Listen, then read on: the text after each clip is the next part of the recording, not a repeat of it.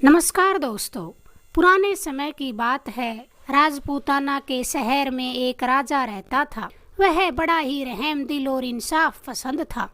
उसके राज में लोग बड़े खुश थे। हर तरफ सुख चैन था। राजा का एक ही बेटा था जो बड़ी प्रार्थनाओं से उसे मिला था, इसलिए वह राजा और रानी का लाडला भी था। राजा ने कभी अपने बेटे की इच्छा को मरने न दिया। राजकुमार यूं तो स्वभाव का अच्छा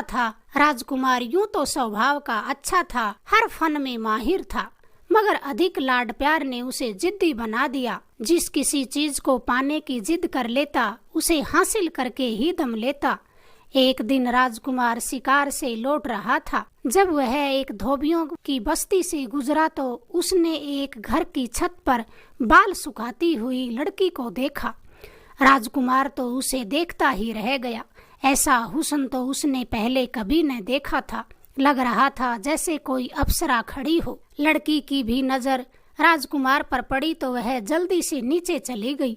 राजकुमार अब उसी लड़की के बारे में सोचता सोचता महल पहुंचा। फिर उसने अपने किसी खास कर्मचारी से उसका पता करवाया तो पता चला कि वह एक धोबी की लड़की थी। राजकुमार तो जिद और गुस्से में पड़कर पलंग पर पड़ गया। अगर शादी करूंगा तो उसी लड़की से करूंगा, वरना जान दे दूंगा। राजा को पता चला तो सोच में पड़ गया। राजा ने आज तक राजकुमार की हर जिद को पूरा किया था, मगर ये जिद तो अलग ही थी कि एक धोबी की बेटी उसके महल की शान बने। ये राजा किसी तरह भी बर्दाश्त नहीं कर सकता था। राजा ने फिर अपने एक पुराने बुजुर्ग मंत्री से इस बारे में सलाह मशवरा किया तो उसने राजा से यही कहा कि महाराज, इस समय राजकुमार को अपनी मनमानी करने दीजिए। जवानी का जोश है। 2-3 दिन धोबी की बेटी के साथ रहेगा तो अक्ल ठिकाने अपने आप आ जाएगी। फिर आप अपनी मर्जी के मुताबिक किसी राजकुमारी को ब्याह लाना। यूं तो राजाओं की कई रानियां होती हैं, ये भी पड़ी रहेगी किसी कोने में। राजा की समझ में यह बात आ गई। उसने अपने बेटे को बुलाया और कहा, हम तुम्हें उस लड़की से शादी करने की अनुमति देते हैं, लेकिन किसी तरह का कोई शाही तामझाम नहीं होगा और न ही तुम्हारी शादी में हम शामिल होंगे। राजकुमार की तो मन की चाही हो गई। उसे भी धोबी के घर बारात ले जाने का कोई शौक न था। उसने जल्दी से अपने आदमी भेजकर धोबी और धोबिन को बुलवा लिया। धोबी और उसकी पत्नी डरते डरते राजकुमार के पास आए। राजकुमार ने कहा, हम तुम्हारी बेटी से शादी करना चाहते हैं, जल्दी से तैयारियां करो। राजकुमार ने सोचा था कि धोबी और धोबिन इस खबर से फूले नहीं समाएंगे, मगर धोबी ने कहा, राजकुमार, हम इस बारे में अपनी बेटी से पूछकर ही जवाब देंगे। राजकुमार को तो अब बड़ा गुस्सा आया कि एक तो मामूली धोबी की बेटी से हम शादी कर रहे हैं और ये है कि अपनी बेटी से पूछकर बताएगा। लेकिन राजकुमार अपने दिल से मजबूर था, इसलिए धोबी की बात को पी गया। धोबी और धोबिन जब वहां से आने लगे तो राजकुमार ने कहा, हमें इनकार सुनने की आदत नहीं है, इस बात का ध्यान तुम रख लेना। दोनों पति पत्नी बेचारे डरते डरते वापिस अपने घर पहुँचे। घर पहुंचकर उन्होंने अपनी बेटी से कहा, बेटी, राजकुमार तुमसे शादी करना चाहते हैं, अगर तुम ना करोगी तो हम जान से हाथ धो बैठेंगे।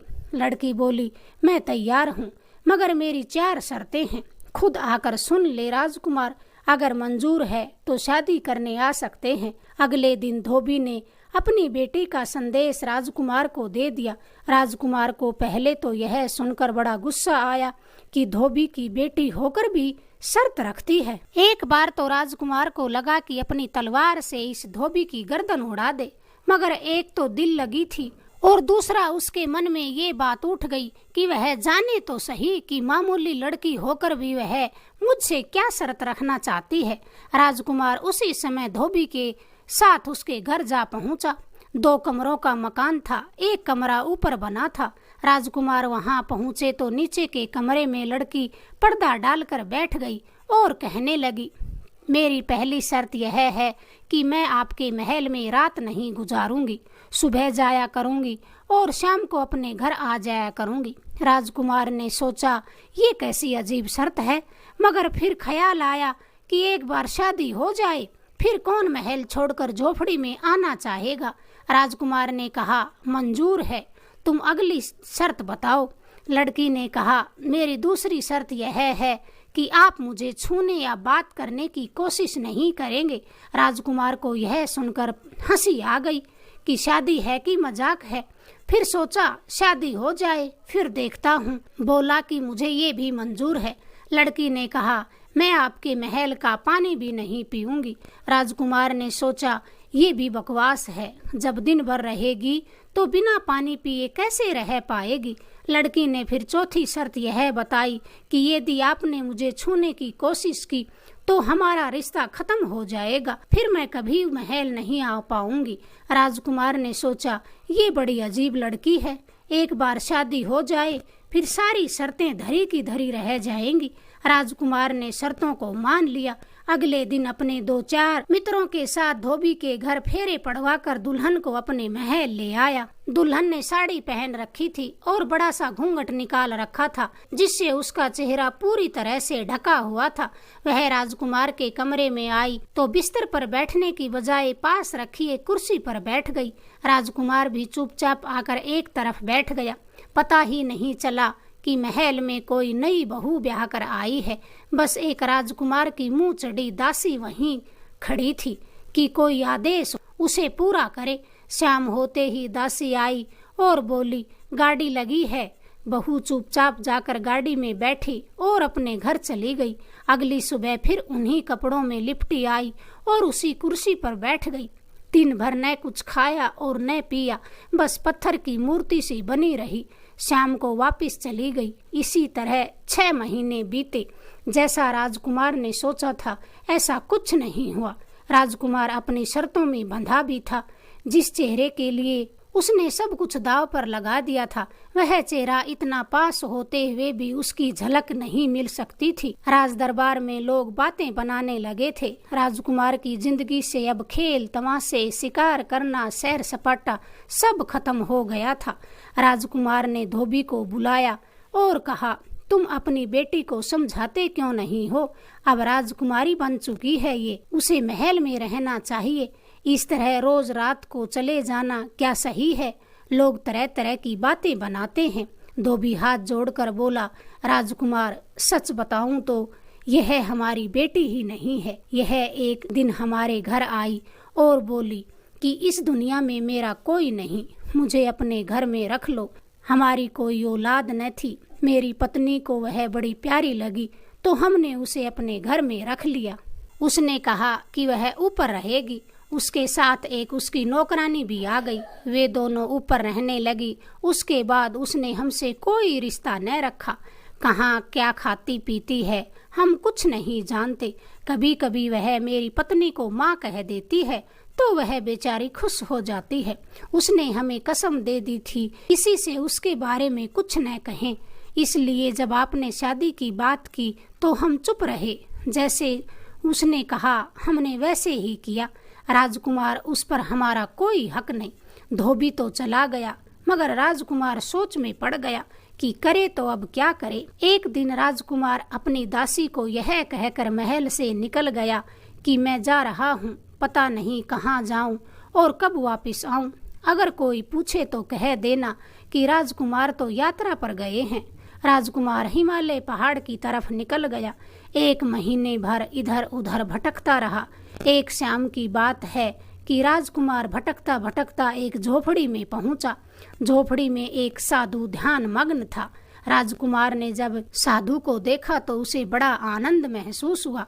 वह उस समय साधु के पास जाकर बैठ गया, मगर साधु ने आंखें न खोली क्योंकि उसने समाधि ले रखी थी। राजकुमार अब वहीं रहने लगा। रोज नदी से पानी लाता, साधु को स्नान कराता, साफ सफाई करता, घाटी से फल फूल तोड़कर लाता। 1 महीने बाद साधु ने आंखें खोली तो राजकुमार को सामने हाथ जोड़े बैठे पाया। राजकुमार ने पानी पिलाया और उसके हाथ पैर दबाए। साधु ने कहा, बेटा तू तो राज बालक है, इस कुटिया में तुम्हारा क्या काम? राजकुमार ने कहा, तो फिर आप ये भी जानते होंगे कि मैं यहाँ क्यों रह रहा हूँ। साधु ने कहा, बच्चे तुमने उस लड़की से शादी करके बड़ी गलती कर दी है, मगर तुमने हमारी इतने दिन सेवा की है तो हम तुम्हें निराश नहीं करेंगे। ये ले, ये थोड़ी राख है, इसे तू माथे पर लगाएगा तो तुझे कोई देख नहीं पाएगा, मगर तू सबको देख सकेगा। जब वह लड़की श्याम को अपने घर जाए तो तू उसके साथ साथ चल देना, तुझे पता चल जाएगा कि उसकी असली सच्चाई क्या है। राजकुमार साधु की दी राख को कपड़े में संभाले महल पहुंचा तो हाल ये था कि कपड़े फटे थे, पाँव में छाले पड़े थे और बहुत दुबला पतला उसका शरीर हो गया था। कमरे में पहुंचा तो धोबी की लड़की उसी कुर्सी पर उन्हीं कपड़ों में बैठी थी। राजकुमार ने अपनी दासी से पूछा कि क्या ये मेरे पीछे से रोज यहाँ आती थी? तो दासी ने बताया कि राजकुमार जी, इसकी दिनचर्या में कोई अंतर नहीं आया। सुबह आना, शाम को जाना और दिन भर न कुछ खाना और न कुछ पीना।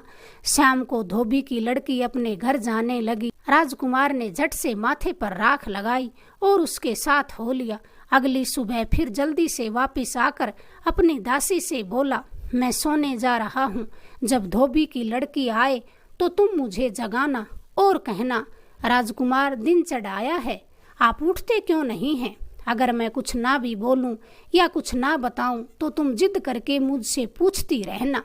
दासी सब समझ गई। जब धोबी की लड़की आकर कुर्सी पर बैठ गई तो दासी ने आकर राजकुमार को जगाना शुरू कर दिया। उठिए ना राजकुमार, देखिए कितना दिन चढ़ाया है। राजकुमार पहले तो उठा नहीं, जब उठा तो दासी को डांटने लगा, क्यों जगा दिया मुझे, मैं इतना अच्छा सपना देख रहा था।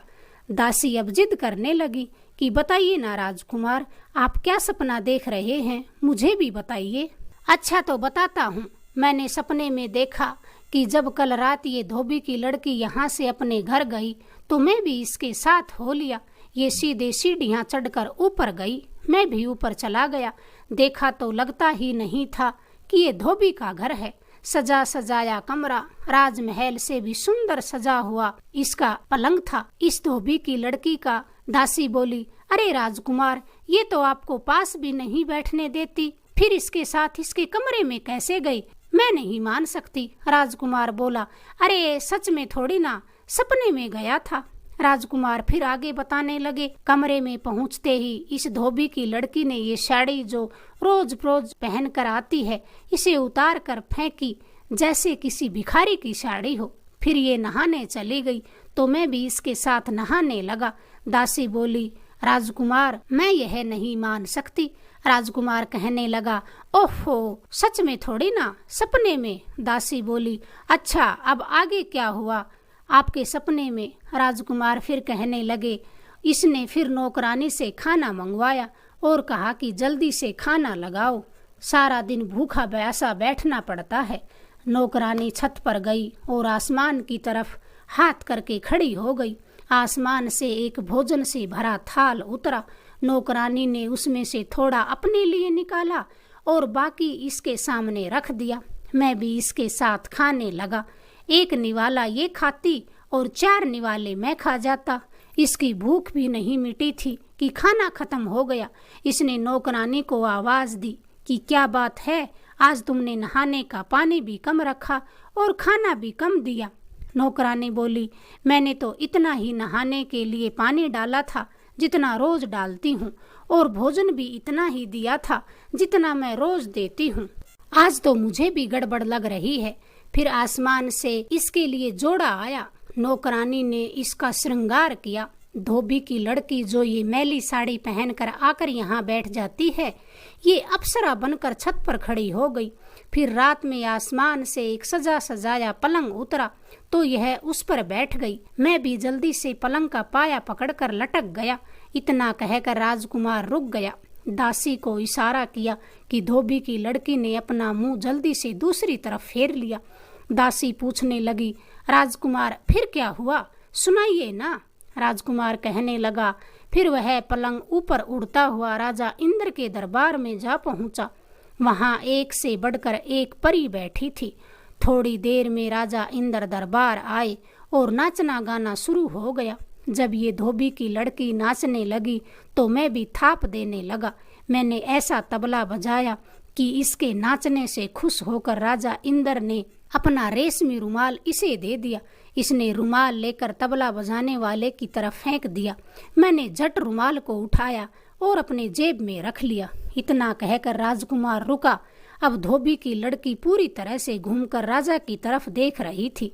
राजकुमार ने चुपके से इशारा किया। दासी जिद करने लगी, हमें भी यह रुमाल दिखाइए ना राजकुमार जी, कि कैसा है राजा इंद्र का रुमाल। राजकुमार बोला, अरे सच में थोड़ी ना, सपना था।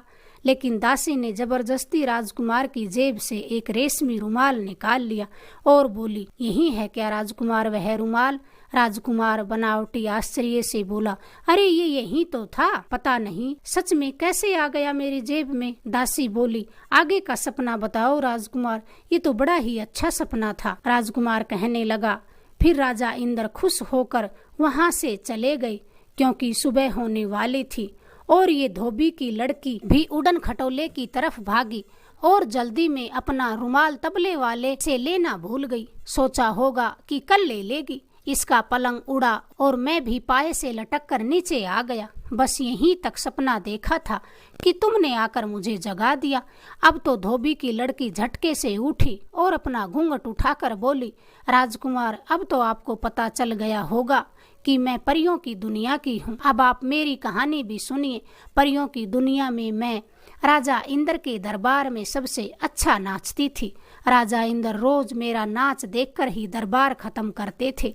एक रात मेरे सर में दर्द था। दरबार से बुलावा आया तो मैंने जाने से मना कर दिया। राजा इंद्र को गुस्सा आ गया और उन्होंने मुझे 1 साल लिए लड़की बनकर धरती पर रहने का श्राप दे दिया। मैं खूब रोई और गिड़गिड़ाई तो राजा इंद्र ने कहा, ठीक है, मैं श्राप तो वापस नहीं ले सकता, मगर तुम्हें रोज रात को पलंग भिजवा कर ऊपर बुलवा लिया करूंगा, पर इसके साथ तुम्हें धरती पर अपनी पहचान छुपानी पड़ेगी और कोई आदमी तुम्हें छूने भी न पाए। तभी तुम्हें 1 साल के बाद वापस बुलाया जाएगा। मेरे पर छीनकर धरती पर मुझे राजा इंद्र ने फिकवा दिया। कल मेरी सजा का 1 साल पूरा होने वाला था। मैं वापस अपनी दुनिया में चली जाती। अब सब खत्म हो गया है। अब मैं आपकी दासी हूँ। राजकुमार फिर अपनी दुल्हन को लेकर राजा और रानी के पास गया। उन्हें जाकर सारी कहानी बताई तो राजा को खुशी की सीमा न रही। उन्होंने धूमधाम से अपने बेटे की शादी उस लड़की से कर दी। अगर आपको हमारी ये कहानी पसंद आई, प्लीज हमारे चैनल को लाइक करें, शेयर करें, सब्सक्राइब करें। धन्यवाद दोस्तों।